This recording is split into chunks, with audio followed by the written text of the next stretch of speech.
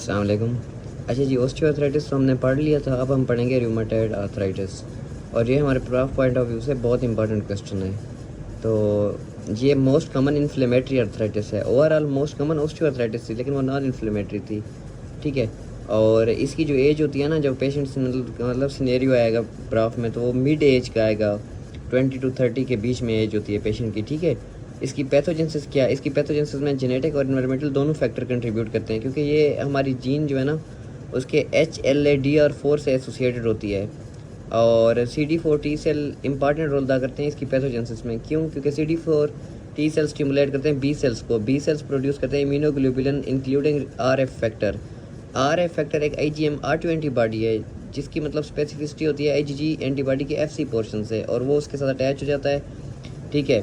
और CD4 T cells macrophages को stimulate करते हैं। मैक्रोफेजेस फिर साइटोकाइंस को प्रोड्यूस करते हैं। आपको पता है most common cytokine TNF alpha और IL-1 है, ठीक है। तो अब जब RF कंबाइन कर रहा होता है IgG से, तो एक इम्यून कम्प्लेक्स प्रोड्यूस होता है जो कम्प्लीमेंट सिस्टम को एक्टिवेट करता है। कम्प्लीमेंट सिस्टम फिर फर्दर न्यूट्रोफिल को एक्टिवेट करते हैं। और ये सारी चीज़ें कहाँ इकट्ठी होती हैं? जॉइंट्स की सिनोवियल स्पेस में, ठीक है। तो उसकी वजह से सिनोवाइटिस होता है और इवेंचुअली पेनस फॉर्मेशन होती है। पेनस क्या है? ये ग्रेनुलेशन टिश्यू है जो कि बनता है सिनोवियल टिश्यू में। और कैसे बनता है? फाइब्रोब्लास्ट और इन्फ्लेमेटरी सेल से। इसकी वजह से एनकाइलोसिस यानी कि फ्यूजन ऑफ जॉइंट होती है बेस्कार टिश्यू। चाहे हमने ऑस्टियोआर्थराइटिस पढ़ी थी, उसमें एनकाइलोसिस या फ्यूजन ऑफ जॉइंट नहीं होती, लेकिन इसमें हो चुकी होती है। अब इसमें जॉइंट्स की इन्वॉल्वमेंट क्या होती है? इसमें होती है सिमेट्रिकल इन्वॉल्वमेंट जॉइंट्स की, ठीक है। तो उसमें ऑस्टियोआर्थराइटिस में एसिमेट्रिकल इन्वॉल्वमेंट थी। तो ये पॉली आर्टिकुलर है। ऑस्टियोआर्थराइटिस मोनो आर्टिकुलर थी या ओलिगो आर्टिकुलर थी। पॉली आर्टिकुलर मतलब 5 से ज़्यादा जॉइंट्स इन्वॉल्व होते हैं। इसके अलावा इसमें ना मॉर्निंग स्टिफनेस जो होती है वो एक्टिविटी से इम्प्रूव होती है। ऑस्टियोआर्थराइटिस में ये था कि आप एक्टिविटी करें तो आपको ज़्यादा दर्द होता है, और आप रेस्ट करें तो आपको रिलीफ मिलता है। लेकिन इसमें क्या है रूमेटॉइड आर्थराइटिस में?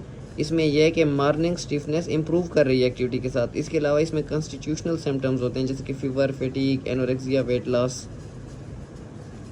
इसके बाद जो डायग्नोस्टिक क्राइटेरिया है ना रूमेटॉइड आर्थराइटिस का, वो क्या है कि मॉर्निंग स्टिफनेस 1 घंटे से ज़्यादा होगी, उसमें 15 मिनट से भी कम थी ऑस्टियोआर्थराइटिस में। इसके अलावा 3 से ज़्यादा जॉइंट्स की आर्थराइटिस होगी। तीसरा पॉइंट क्या है? तीसरा पॉइंट है हैंड जॉइंट्स की आर्थराइटिस होगी। अच्छा, और चौथा पॉइंट क्या है? सिमेट्रिकल आर्थराइटिस होगी, ठीक है। मैं ये सेट कर लेता हूँ बुक्स को। तो एक मॉर्निंग स्टिफनेस 1 आवर से ज़्यादा, और 3 से ज़्यादा जॉइंट्स की आर्थराइटिस, हैंड जॉइंट्स की सिमेट्रिकल आर्थराइटिस। 5वां पॉइंट रूमेटॉइड नोड्यूल है। 6वां रूमेटॉइड फैक्टर है।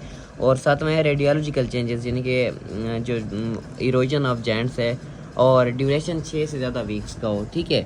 तो ये है डायग्नोस्टिक क्राइटेरिया। इसके अलावा एक और डायग्नोस्टिक क्राइटेरिया यूरोपियन लीग वाला, तो उसमें है कि जॉइंट जो इफेक्ट होना, अगर एक लार्ज जॉइंट इफेक्ट का हो रहा है, इसके 0 नंबर है। ऑस्टियोआर्थराइटिस में स्मॉल जॉइंट्स इफेक्ट होते हैं, ठीक है। अगर एक लार्ज जॉइंट इफेक्ट हो रहा है तो 0 नंबर है। 2 से 10 लार्ज जॉइंट हैं, 1 नंबर है।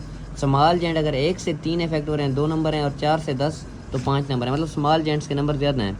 इसके अलावा जो सीरोलॉजी है ना, अगर RF और CCP नेगेटिव है, 0 नंबर है। लो RF CCP 2 number, high RF CCP 3 number. Duration क्या? 6 वीक से कम है तो 0, 6 वीक से ज़्यादा है तो 1, मतलब 6 वीक होना ज़रूरी है। एक्यूट फेज रिएक्शन क्या है? CRPS normal 0, abnormal 1।